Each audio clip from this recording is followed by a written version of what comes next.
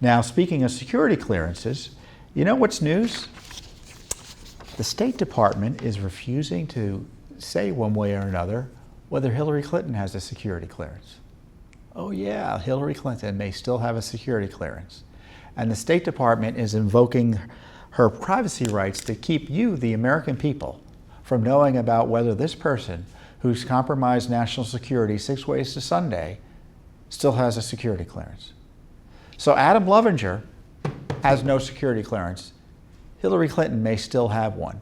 And the State Department's still protecting her in terms of refusing to disclose that information about whether she had it one way or another.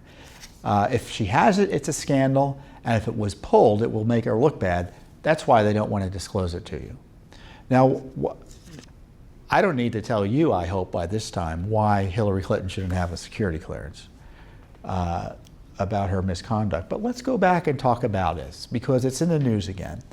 The Daily Caller News Foundation, following up on disclosures by Congressman Louis Gohmert, who's a great friend of Judicial Watch, a great congressman, brave congressman from Texas, who's willing to call it as he sees it with regard to government corruption.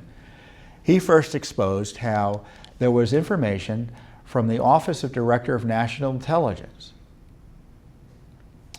Their IG office found that Hillary Clinton's email server, the non-secure nonstate.gov email server that she was using purposely to avoid disclosure to Congress and FOIA under law and to hide her records from the American people, that a company associated with the Chinese government, essentially a Chinese government front company, had done something to her server so that every email that was coming and going, they were BCC'd on.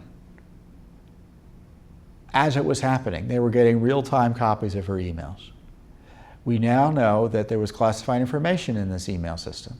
Judicial Watch has confirmed that because we've been getting her emails, and the government's been telling us there are certain emails you can't have because they're classified, including the highest level of security classification. She also had classified emails on the 33,000 emails that she attempted to delete or hide from the American people that the FBI was able to recover in part or find otherwise and had been turning over to Judicial Watch. So Judicial Watch has gotten emails, or at least those that were able to get under law, from the materials she did turn over to the State Department once we caught her. And Judicial Watch has been getting the emails that the FBI supposedly recovered,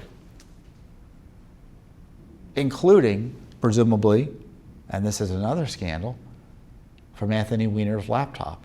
Anthony Weiner married to Huma Abedin, Hillary Clinton's top aide.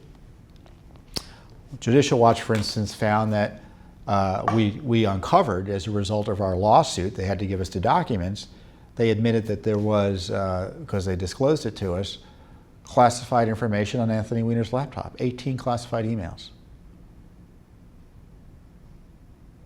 including the identity of a CIA official that was put at risk as a result of this material being out there on the internet equivalent of a park bench.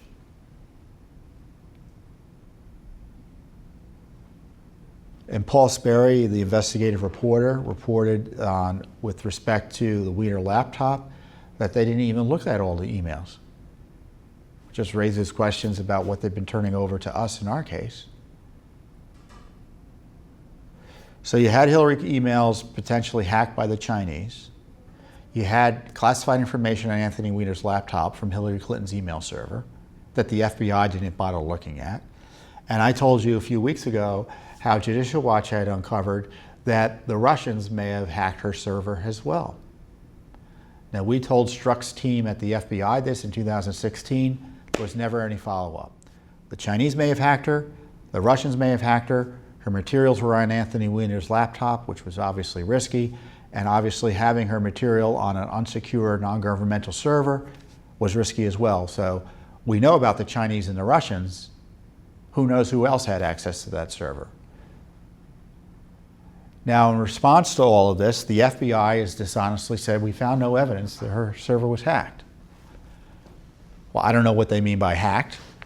Of course, the FBI was in a position to find the evidence that they didn't look. It was the Office of Director of National Intelligence who briefed Peter Strzok on this, but evidently he never followed up on this. You know why they didn't want to follow up on this? To admit that her system was hacked would have eliminated the fiction that her decision to run her email system the way she did was a victimless crime. But if there was confirmation or a reasonable suspicion that national security was compromised, that would have been a harder case to make, and it would have been more significant. It would have been led to more significant pressure to prosecute her. You know, Hillary Clinton is still being protected on this issue. As I said, the FBI has disingenuously denied they found no evidence. Go back and look at what James Comey said about this issue.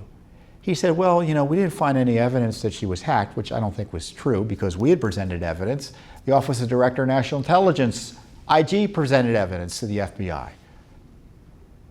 But Comey said, just because we didn't find the evidence doesn't mean it didn't happen. In fact, they presumed it did happen.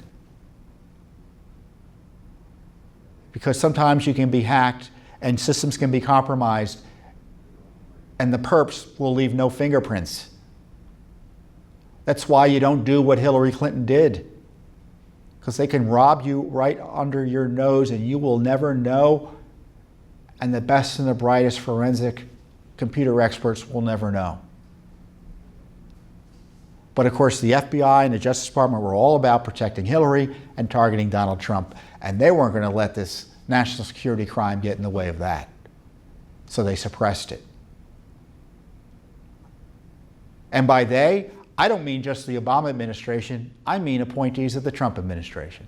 Because Judicial Watch sued last year to force the Office of Director of National Intelligence and other agencies to do the required damage assessment, because the regulations say you shall do a damage assessment if there's a question of national security being breached here by documents getting loose. And they refused to do it for the reasons I suggest. To do so would be confirmation that Hillary Clinton should have been prosecuted. And it was this Justice Department, this Office of Director of National Intelligence, now run by, I forget the name of the senator who's running it, retired Senator Dan Coats from Indiana. There you go. Who's asleep at the wheel on this issue. They refused to do a damage assessment on Hillary Clinton's placing classified information, including the most classified of the classified information, on this unsecure server, even though the FBI was told twice that it may have been hacked, and the director, James Comey, admitted they presumed it had been hacked. They didn't do the required damage assessment. And they fought us in court, and they told us it's not serious enough. 22 email chains were of the highest level of classification. You know, there are 4.5 million people, I think, with security clearances in this country. And they all know what I'm talking about. If you have a security clearance, you know what I'm talking about. If you did what Hillary Clinton did, you would have been arrested and prosecuted. And it's about time that this FBI and Justice Department be held to account for their refusal to enforce the rule of law against Hillary Clinton on these national security and other crimes. I mean, we all know what the Obama gang was up to. What is the excuse for this Justice Department not to take action against Hillary Clinton? That's the scandal.